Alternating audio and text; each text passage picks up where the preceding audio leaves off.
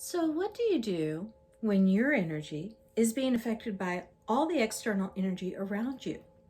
How do you deal with it when energy from outside is changing how you feel, how you act, how you behave in certain situations? I've got a one step cure for that. It's simple, it's easy, and you probably have the ingredients around the house. So, stick around and let's talk about it.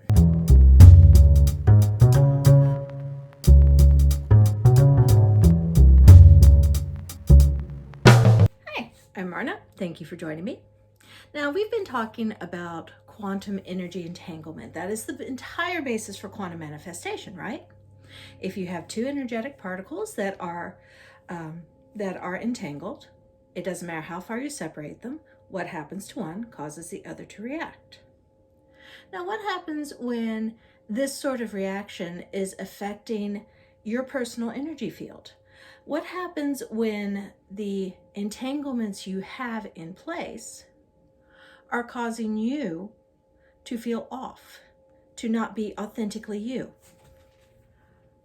Have you ever had those days where you wake up and you're just in a bad mood and you don't know why? I mean, you just woke up, the sun is shining, the birds are singing, everything should be hunky-dory, and you're just blah. This is what causes it, that quantum entanglement with another energy source. So if your energy is heavily entangled, say through a relationship, with someone who is having their own energetic issues, then that can affect you on a subconscious level, and that can throw your entire day off. Not just day. If you're dealing with someone with serious depression, this could throw you off for weeks, months, even years if you don't do something about it. So what is it that we do to get past this? How do we disentangle our energy from a source that is creating results that we do not find desirable in our life at this point in time? Normally I get this question from people who are going through a divorce or who have just ended a relationship and they want to disentangle completely from the other person. But it's not just a relationship thing. This energy could come from coworkers. It could come from friends, from family, from just the ambient energy around you. I mean, have you ever gone to a football game and even if you really didn't give a flying flip about football, like I never did, you go into that stadium and you feel that hype up and suddenly you're cheering as loudly as anyone else when your team scores a touchdown, even though 10 minutes earlier you were like, okay, it's sports ball, we're here, I'm making someone happy. This is the same thing. That environmental energy, that ambient energy, interacts with your personal energy field and can determine things on a subconscious level. And subconscious determinations include your mood and your unconscious reactions to situations. Now, I don't know about you. I don't want someone else or even environmental energy determining what my actions are going to be. I mean, talk about not feeling in control of yourself. Eep. So, what is it that we do about it? How do we disentangle ourselves from all of these other energies? And even more important, how do we do it safely, effectively, and even better, permanently? Okay, this is a really simple trick. And it's going to take one item that you probably already own. So the first thing you have to understand is that all of the energy around us, it's like we're surrounded by spider webs, those little thin filaments that you can't see but that are affecting you at all times. I mean, if you've walked into a spider web in the dark, you know that funky ninja dance where you're trying to get it all off but you can't see any of it? That is exactly what the energy around you is like.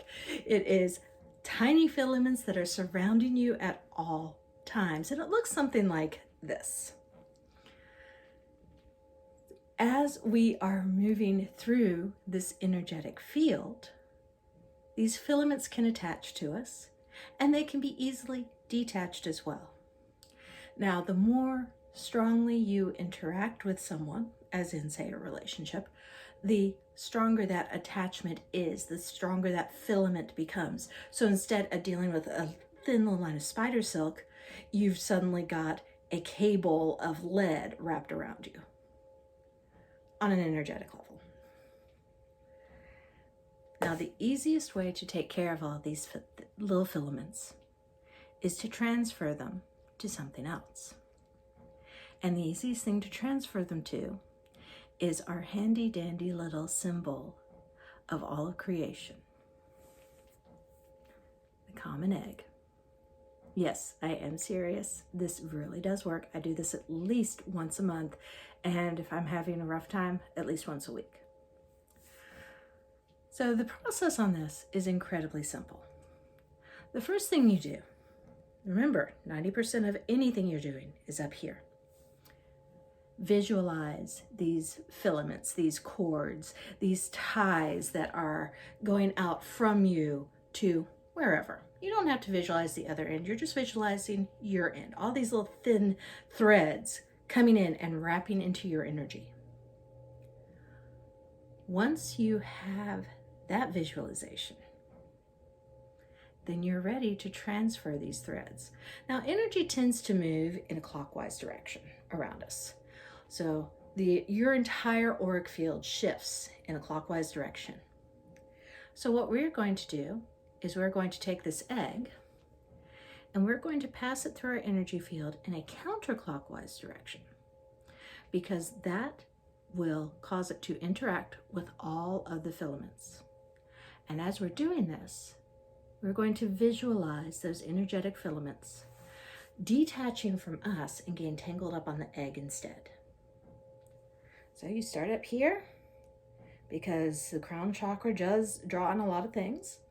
And remember, you're only wanting things that have negative associations going from you.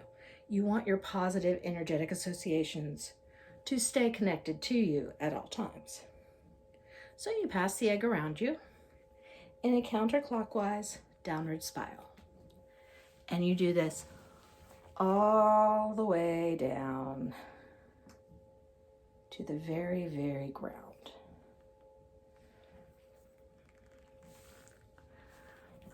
Now, once you have finished, and all of these energetic connections have been moved from you to this egg, what do you do with it?